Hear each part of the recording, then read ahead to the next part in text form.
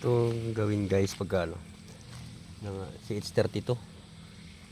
CH32 siya, pero nag-try na ako na mag-leak test dun sa indoor, pero wala akong ano dun ma-detect. Ginawa ko, flinos ko to, gawa ka ng ganito, putulin yung tubo, sinangin nyo lang, tapos maglagay kayo ng kung kaya ng 200, pero pre lang ginamit ko kasi wala tayong ano nitrogen.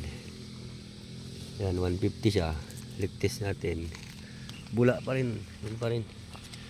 Tapos tiyaga, paano hanapin ngayon, makikita mo to dito paano malalaman.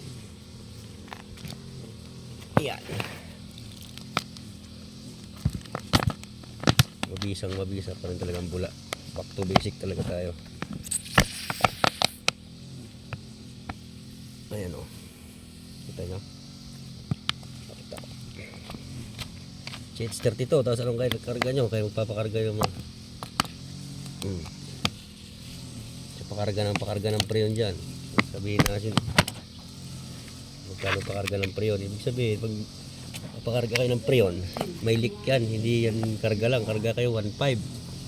oh, sayang lang yung pera nyo. Ano nyo, tiknisan nyo, dapat ipacheck nyo, paalam kung ano yung sira. Itong laki nito oh. Ito yan, yan ang pag nagpapakarga kayo ng preyon, kargahan lang ng tiknisan yan 1.5.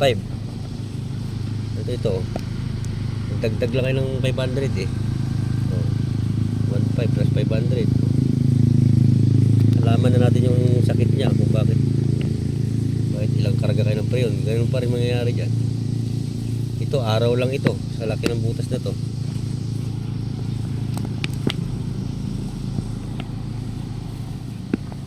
LG ito, LG.